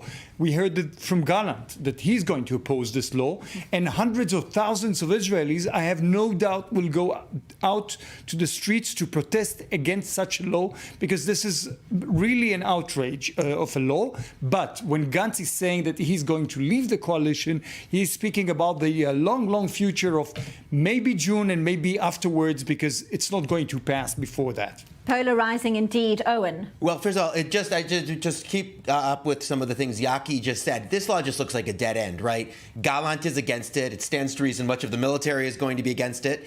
Gantz has come out against it. Sharon Haskel of Gidon Sa'ar's New Hope Party, or formerly called New Hope Party, has come out against it as well. The State Attorney General, according to a Channel 12 report tonight, has come out against it. The Budgets Department inside the Finance Ministry, as Yaki said, all kinds of centers of power in the Israeli administrative structure and Israeli politics have come out against it. So it's hard to understand how this could even get past the Supreme Court to even get us to June. But assuming it won't, it seems to me the Haredi parties, the ultra-Orthodox parties, have two potential options. One is the more risk-averse option, to try to get to some kind of compromise that's not this bill, but where they get some of what they want, even if they have to make some real concessions, something to bring Gallant and Gantz on board so that this can get through the government and past the Supreme Court, and would involve potentially some concessions by the Orthodox parties, but maybe give them a better result than an alternative. And the other is the risk-taking strategy, to actually see the government fall apart over this, have everything be put on hold and the status quo preserved pending elections, and then hope that the election campaign is not about this, is about something else, and then on the other side they get a better deal. One very, very quick thought, Benita, this is an unusual situation where usually in democracies, when your group gets bigger, it's easier for you to achieve your political goals. In the Haredi case, the larger they get, the harder it is for them to achieve their political goals. They're a bigger part of the society, and this issue becomes harder for them to solve. And we're going to take a deeper look at exactly that after the break. Gentlemen, stay with us because we are taking a very short break right now. But when we get back, our rolling coverage continues on this breaking news edition. Stay tuned. Back in just a few moments.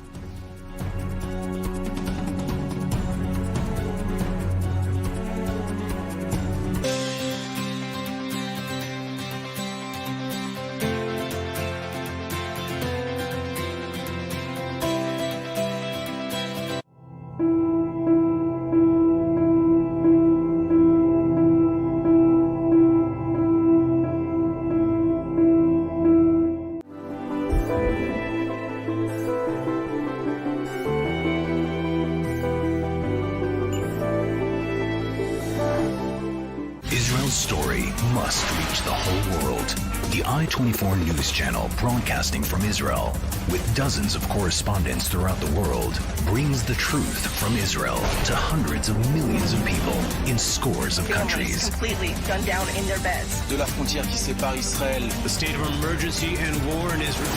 Bringing Israel's story to the world. i24NEWS channels. Now on Hot.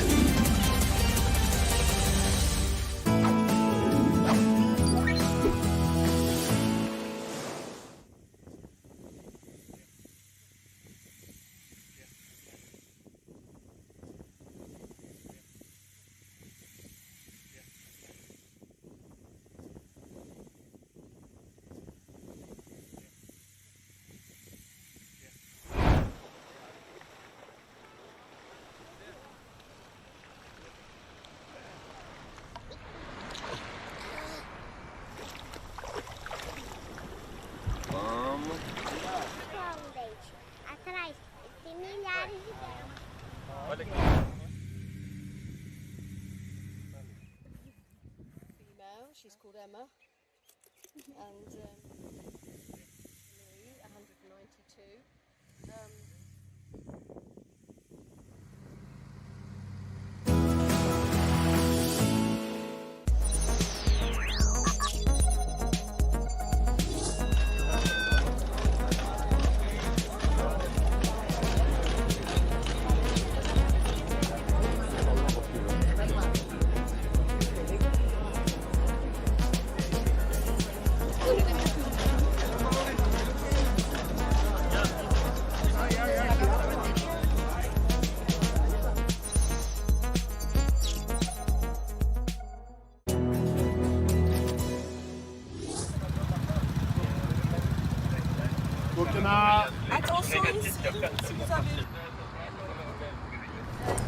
Can you lay down the bicycle?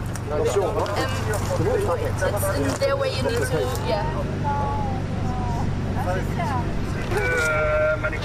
wait. This is better. Als jullie het laag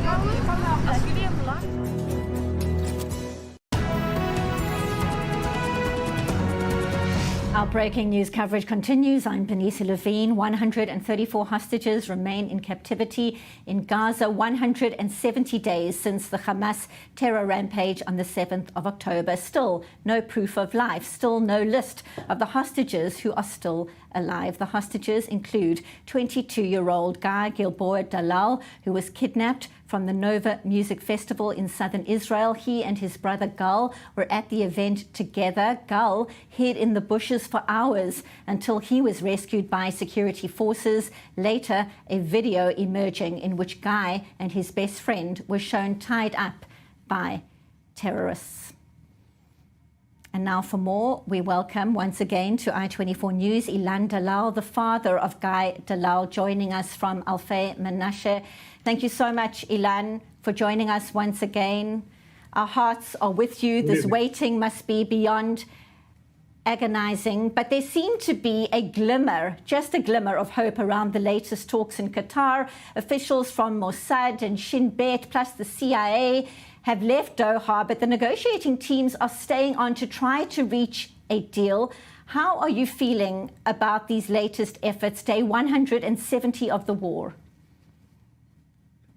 Well, this time it seems that it really goes to good direction. We can see that both Hamas and Israel are willing to get the demand a little lower so they can come together to a deal. I really hope that this time they can make a deal that will release all the hostages and allow us to start our life back, fix what's broken, and go on. Certainly the whole nation hoping and waiting for some kind of breakthrough out of Qatar. As you will know, Yoav Gallant has left for Washington. The defense minister is meeting with people in DC to discuss the war strategy. What is your sense of the international pressure, the impact it is having on those discussions in Qatar as we speak? Well, I must say that this is very frustrating, this international pressure on Israel, because it seems like they've all forgotten October 7, and now they're all concentrating at the suffering of the Palestinian people, which it's not our to blame. It is Hamas to blame, because he put them in this situation, not Israel. But the world, I think, in a manner phrase, doesn't really love us, if we can say that. And there are many anti-Semitism around the world which raise its head now, and countries all over the world has pressure from their own people that most of them, I don't know why, but support Palestinians. And even United States is now pressuring on Israel more than they're pressuring on Qatar. If United States would put this pressure on Qatar as much as they pressure Israel, our situation now would be much better in the negotiation. It certainly is devastating to think of this wait and waiting for news, and as you say, for some kind of feedback as well. Obviously, time is of the essence right now. More details are emerging about the conditions in captivity inside Gaza. If you could give a message right now to the war cabinet, to the decision makers, what is it that you would want to say right now, day 170? Okay, I want to say that after almost 6 months in captivity, all hostages are now, I believe, in a bad condition. All of them must come home right now to start rebuild their lives. It's been too long, and they must come home. They have to take this opportunity and make this deal, and if they need to make a little more, to give up a little more terms, then they should do it, because the hostages must come back now. No doubt about it, and all the hostages as well. Ilan Dalal, thoughts are with you, your family. We hope for good news about Guy and all the hostages. Thank you once again for being with us on i24 Thank you very News. much. Thank you. We really hope so. Thank you. The nation is hoping, no doubt about that.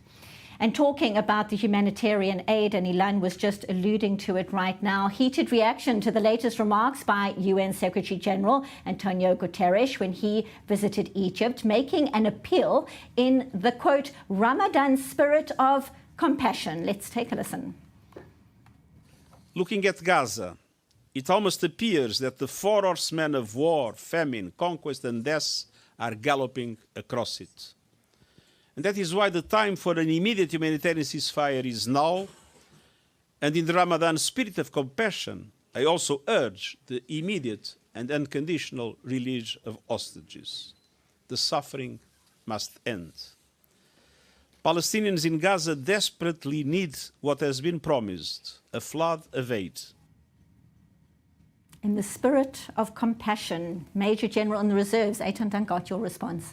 I saw yesterday his show, and we spoke about the Secretary General a lot in this, and I think he continued on his way. This guy came to Rafah crossing. He was in El Arish. He made a very nice photograph with 3 ambulances under his back when he started to talk about the suffering of the Palestinians. But he forgot. He forgot about talking about what happened on the 7th of October. He didn't mention the hostages at this speech when we saw it yesterday. He forgot to mention the demand of releasing them as a condition to what's going.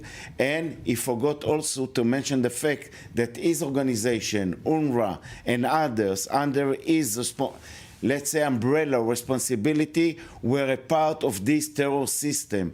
This man is not should be any kind of, let's call it, a weight in this region. Instead of him, I would resign instead of being such a guy who is coming to this area. And I think his policy is what we are now looking around us. The fact, and I connected it to the United States, that emphasizing the humanitarian issue about the Gaza civilians, about the population. And I'm not saying there is no problem there, but the problem is start with the hostages. And that gave a backwind to others to continue in there, emphasizing the fact that Gaza has become the main issue instead of reminding us that the first thing is to release these hostages. So in my opinion, it's unproportional.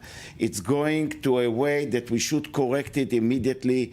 This man should not be accepted in Israel at all till he changes his way and changing the organizations under his umbrella that are coming to work here and to serve here. Yaki, we're talking about the pressure from the UN, nonetheless, the pressure from the US at the same time. Talk to us about your insights.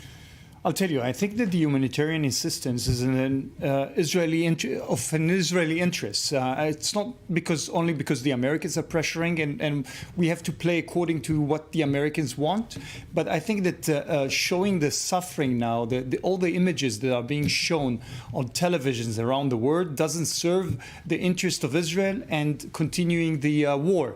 So I think that here Israel should do that.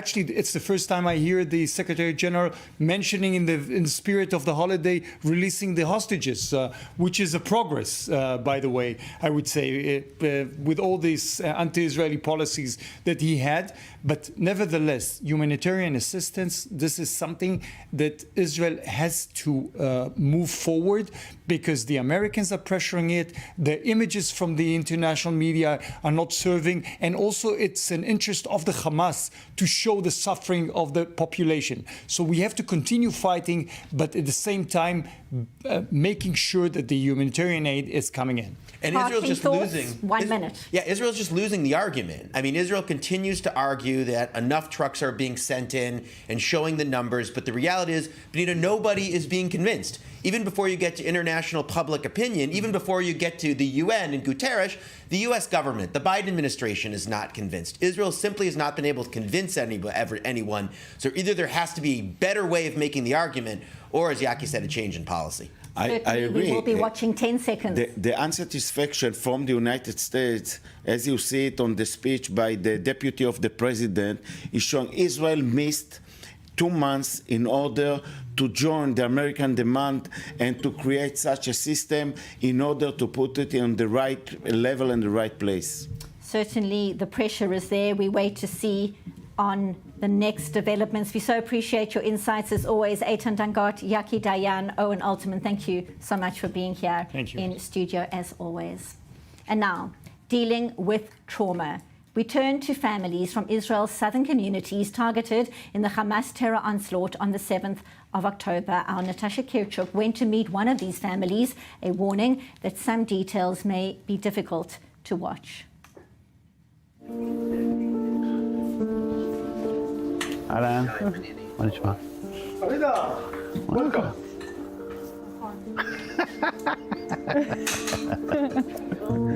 נתחיל ללכת. ברור.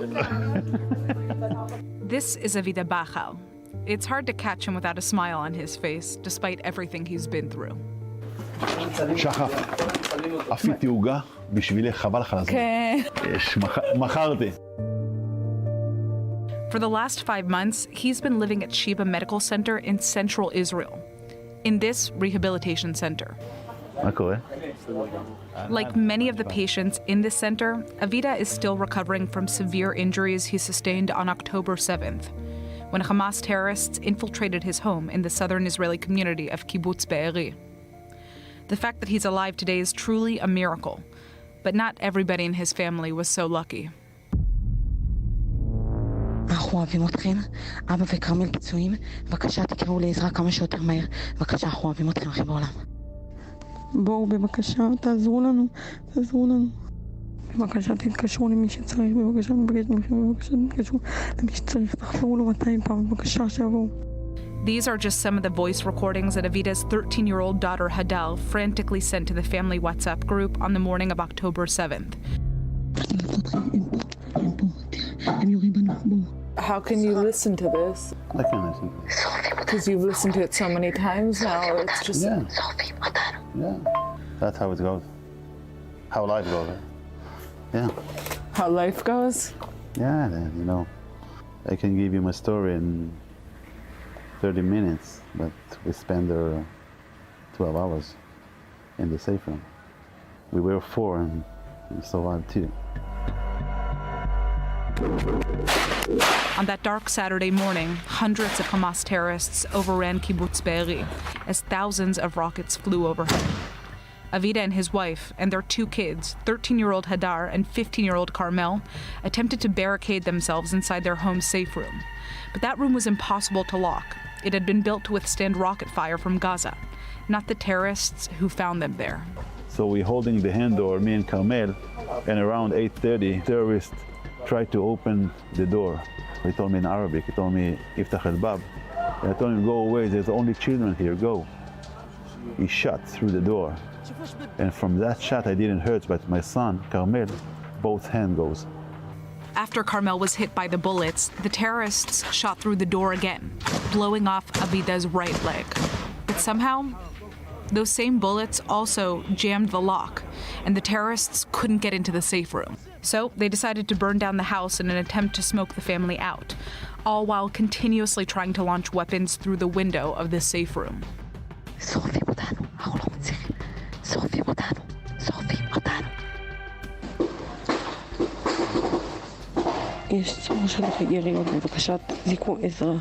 I'm on my left side, on the floor. My wife, she's also on her left side, like teaspoon with me. My daughter, she's sitting in the side. She put a trolley, a suitcase trolley on her head. And my son, Carmel, sitting in the side and bleeding. So, and we really tried to put any tourniquet on his arm, but it's very difficult. And I mean, you're injured also, so... Yeah, I'm injured also. So it's like the amount of strength that you have to be able to stop the bleeding is... No, you don't have strength. Yeah. I don't have strength.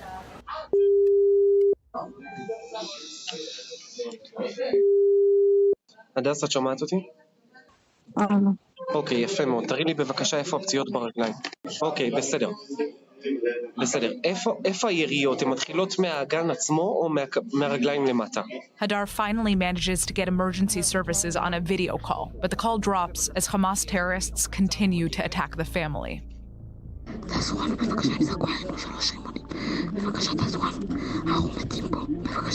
אני כל הרגל שלי פצועה, כל הרגל שלי יש לי חירורים, אבא כל הרגליים שלו, כרמל גם. אמא, לא, את אמא עומדת למות, אני אומרת לכם. תעזרו לנו, תבקשו כל מישהו שיכול לעזור לנו, בבקשה. You know, the terrorists, they took the grenade and they wrap it with the screws, nails, and whatever. So to make more damage for the people. And I told her, Adar, don't touch your legs and don't take the sharpness out and the screws out, because when you take it out, you also start bleeding. Despite what's happening, Hadar continues to try and get help from whoever she can. בואו, עכשיו, יורים בנו, בואו עכשיו. אני אוהבת אתכם, אנחנו אוהבים אתכם, אנחנו כולנו אוהבים אתכם. כרמל, תישאר איתנו, אל תעצום עיניים. אמא, תישארי איתנו, אל תעמדו. תעזור לנו, אנחנו פצועים בכל הגוף, בבקשה. אמא. After several hours, Avida's wife, 48-year-old Dana, passes away from internal bleeding after being shot in the ribs. 15-year-old Carmel is barely hanging on. Around 4:30 afternoon, Carmel knew that he's going to go out from the safe room. He's going to stay in the safe room. And he told me, Dad, when you bury me, please do it with my surfboard. He was a surfer.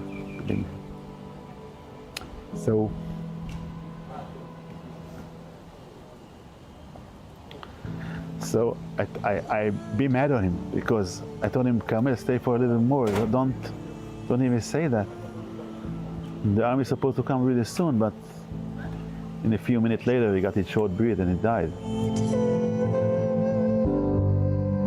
So we put him near Dana, and I told Adari, Carmel is all right.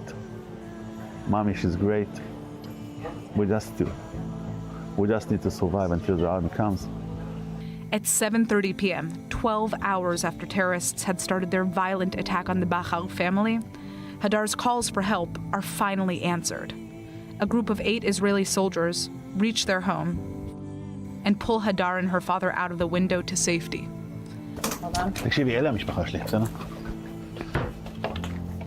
This picture's from July. Yeah. So that's Carmel, and that's your wife, That's Dana. Carmel and Dana.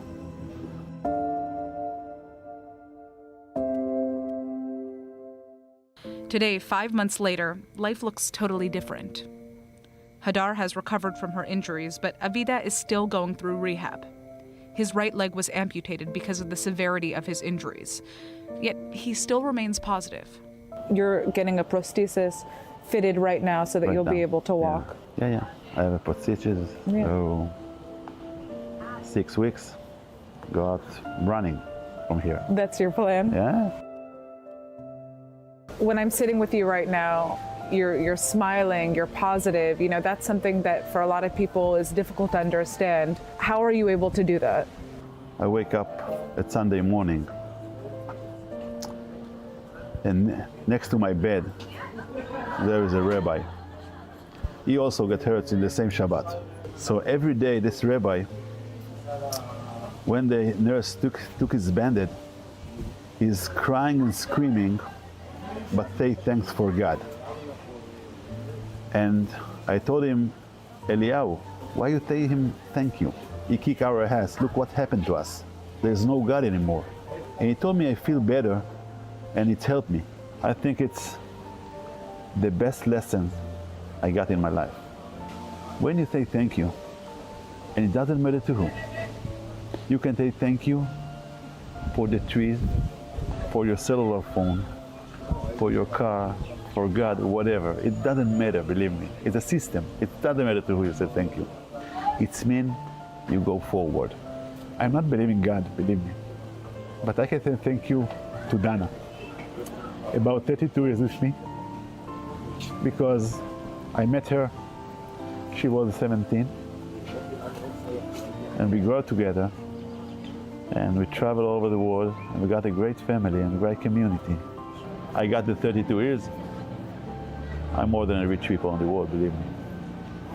And I can say thank you for my son, Carmel.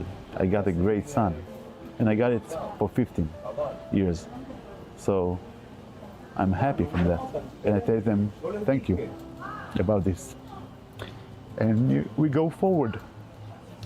Yeah, and we're gonna rebuild everything again.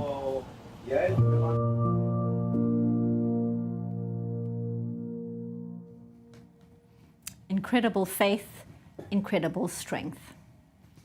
And now, changing gears slightly as we take a deeper look at the impact of the war on the finance world and the investment sector. We welcome Dr. Andrew Hutter, National and International Chairman of the Board at Israel Bonds. He joins us live from Livingston in New Jersey. Dr. Hutter, thank you so much for your time. So to start, for viewers who perhaps don't know, what exactly are Israel Bonds and what do they do? First, thank you for having me, and thank you to you and your staff for keeping all of us informed about the truth of what's going on. So we've been relying on you, so I appreciate that. Israel Bonds is the best way to connect the diaspora to the state of Israel. We are not a charity, we are an investment. You buy a bonds for the people in the United States, it's like buying a United States savings bond. You buy the bond, Israel gets to use the money, and then you get the money back with interest at the end. It's the best way to connect. We're not a charity, so therefore we're not in competition with any other organization, and we can work with all the other Jewish organizations for the betterment of the state of Israel. Now, we understand there has been a massive increase in interest and in the purchasing of bonds since the 7th of October. Why do you think that is? I think, as I said, we're the best way to connect to Israel. We've done about $1 billion of investments from the United States every year for about 10 years now. We had just reached our goal right before the war broke out. As soon as the war broke out, Israel needed finances and they needed help, and they came to us. And we did, by the end of the year, worldwide, $2.7 billion into investments in Israel. So we more than doubled our yearly investment. And I think it's a strong statement saying that we support Israel. The other thing that was great is that of the people, the individuals, the retail sales after October 7th, 50% of the people that bought Israel bonds were new people that never purchased bonds before. So I think we really are getting the message out that we need to stand with Israel and support Israel. And bonds is one of the best ways to do that. And what does this say about American support of Israel specifically? What is your sense of that at this juncture? Unfortunately, there's a lot of politics and press out there that likes to downgrade what Israel is doing. But I think we are showing that the American public and the Israelis are very strong and tied together. We've also not only just had our retail investments, but there's been a strong investment from state and county governments. Florida has increased their Israel bond purchase in Palm Beach County, Chicago and Ohio. All of these places have bought Israel bonds and increased their purchases since the war started, stating that not only is it just the American Jews that are standing with Israel, but it's the American people that are standing with Israel. And amazing to see the different reactions since the 7th of October. Where were you personally on that day? Talk us through your emotions.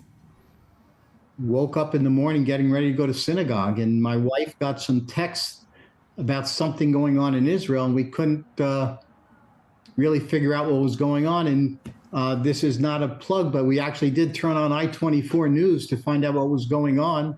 And we heard what was going on. I then went to synagogue, and we were talking about it there. And my rabbi was able to get some information from our security guard outside about what was going on. And we started a policy there in our synagogue that day where we say Tehillim. And since that day, we end every Shabbat morning service after Adon Olam by standing and singing Hatikva. Very moving indeed, very powerful indeed. We understand you just returned to the United States from Israel. I think we saw some photographs on the screen. And Israel Bonds leadership delegation, we could see some of those pictures earlier. Tell us more about that experience. What was that like? I've been to Israel more times than I can count, thank God. But this was a very emotional trip and a very important trip. We went with a small group of people, just 24 of us, and we really saw what was happening. And I saw the segment before me where you're talking to somebody from Kibbutz Be'eri. We went to Kfar Aza.